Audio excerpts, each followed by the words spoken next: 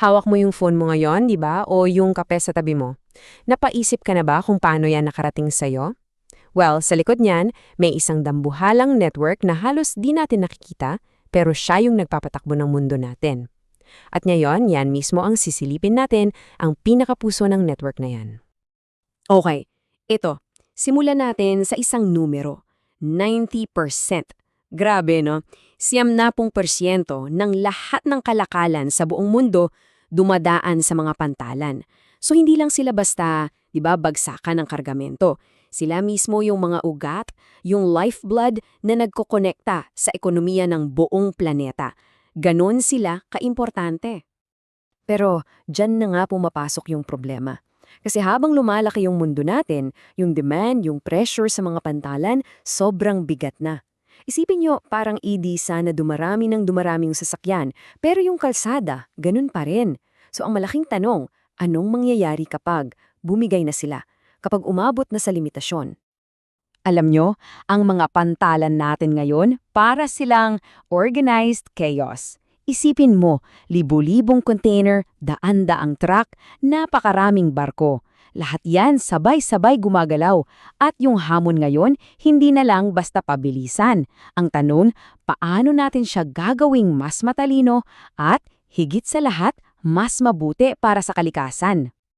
Actually, yung mga pantalan sa buong mundo, parang nasa karera sila ngayon. Nag-uunahan silang maghanap ng mga bagong solusyon, ng mga bagong teknolohiya, para lang makasabay sa dagsaan ng mga kargamento. Kasi, kailangan nilang balansehin yung paglago at yung responsibilidad nila sa planeta. It's a very difficult balancing act. At dito napapasok yung bida sa kwento natin ngayon. Isang konsepto na medyo sci-fi pakinggan pero totoo siya, ang digital twin. Ito yung teknolohiyang bakas siya na yung sagot sa dambuhalang problema na to. So ano nga ba tong digital twin? Tara, alamin natin. Okay, so yung idea ng twinning or pagkakaroon ng kambal, hindi siya bago ha. Actually, nagsimula to sa isa sa mga pinaka-high stakes na sitwasyon na may isip nyo, sa Apollo program ng NASA noong 1970s. Para lang masiguradong ligtas ang mga astronaut nila sa kalawakan, gumawa sila ng eksaktong physical na kopya ng spacecraft dito sa Earth. So pag may problema sa taas, sinusubukan muna nilang ayusin dito sa kambal sa baba. Ang galing, di ba? At kung titingnan nyo itong timeline, makikita nyo yung evolution. Mula sa physical na kambal, naging digital siya. At pagdating ng 2018-2021, yung mga dambuhalang pantalan na tulad ng Rotterdam at Hamburg, kinagamit na nila yung konsepto na yan. So, ano na ba talagang isang modernong digital twin? Importanteng tandaan, hindi lang to isang 3D model o yung parang blueprint lang. Isipin niyo siya bilang isang buhay na virtual na kopya. Humihinga siya, ika nga, kasi kumukuha siya ng real-time na data mula sa totoong mundo.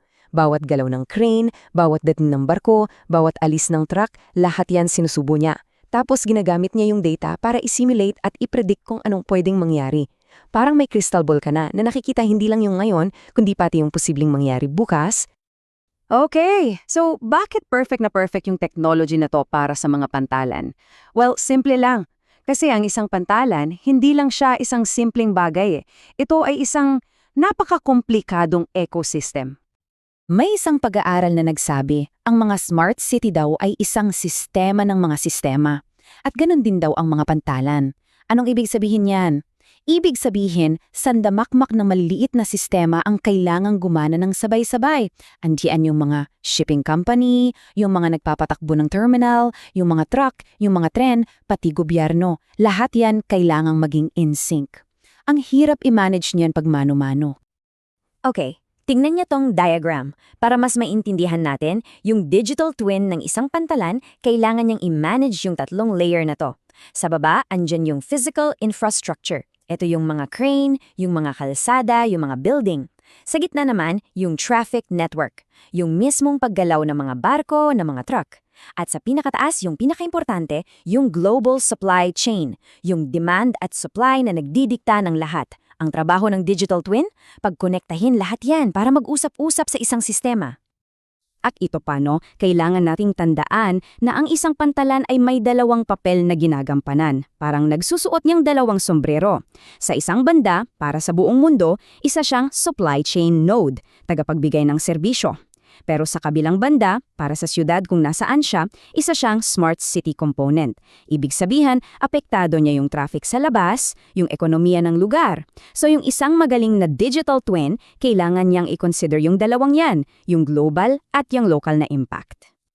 Okay, so tama na muna sa teorya. Tingnan natin siya in action. Tara, lipad tayo sa Japan kung saan may ginawa silang isang napaka-ambisyosong at medyo nakakakabang eksperimento. Ang setting natin, Tokyo Bay.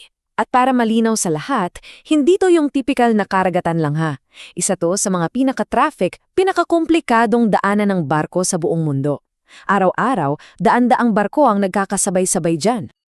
Para lang magka-idea tayo kung gaano ka-busy dyan, tingnan nyo to. Yung sikat na Panama Canal, mga 40 barko lang yan sa isang araw. Ang Malacca Strait, mga 320. Pero ang Tokyo Bay, grabe, halos 500 na barko araw-araw. Imagine, kung ikaw yung kapitan, ang hirap na nun i-navigate. Paano pa kaya kung yung barko mo, walang sakay na tao? So, eto na yun. Ito na yung the ultimate real-world test, di ba? Sabi nga nila, if you can make it there, you can make it anywhere. Kung kakayanin ng isang uncrewed ship yung Tokyo Bay, kaya niya kahit saan. At ang resulta, nagtagumpay sila. Yung container ship na ang pangalan ay Suzuku sa ilalim ng proyektong Meguri 2040, tinapos niya yung 790 kilometrong biyahe, pabalik-balik, nang walang kahit anong aberya. So paano nila ginawa yon? Well, dahil sa isang sistema na parang digital twin din, meron silang land support center na nakabantay sa lahat 24/7 na handang mag-take over at mag-remote control anytime. So kita nyo, hindi lang yung barko ang matalino, kundi yung buong ecosystem sa paligid niya. Kaya yung tagumpay ng Suzuku, hindi lang yan tungkol sa isang barko. Isa siyang bintana, isang sulyap sa kung anong pwedeng maging itsura ng buong global trade sa hinaharap. Kasi at the end of the day, yung goal dito hindi lang para magkaroon ng astig na high-tech na pantalan. Ang totoong goal, ang big picture, ay gawing mas matatag o resilient yung buong supply chain. Yung buong sistema na nagdadala ng mga gamit sa atin. Gusto natin ng isang sistema na pag may krisis, mabilis makareact, mas matipid sa resources at mas konektado mula sa factory hanggang sa pintuan mo. So anong mga posibleng mangyari sa hinaharap dahil dito? Well, una, mas ligtas na karagatan, mas kaunting aksidente. Pangalawa, pwedeng masolusyonan yung kakulangan ng mga marino, tapos makakalikha pa tong mga bagong trabaho sa lupa, yung mga high-tech jobs. At syempre, isang mas episyente at mas berdeng kalakalan. Simple lang, di ba? Kung alam ng sistema kung anong oras darating yung barko, pwede niyang ischedule yung mga truck para hindi sila maghintay ng matagal at magsayang ng gas. Yung mga maliliit na pagbabago na yan, pag pinagsama-sama, sobrang laki ng epekto. At dito, iiwan ko kayo ng isang tanong. Habang pupunta tayo sa isang mundo kung saan lahat, bawat barko, bawat container, bawat pantalan ay may sarili ng digital twin na napapatakbo sa kanila, ano na lang kaya ang matitirang gagawin para sa ating mga tao? Ano ang magiging papel natin sa gitna ng lahat ng yan?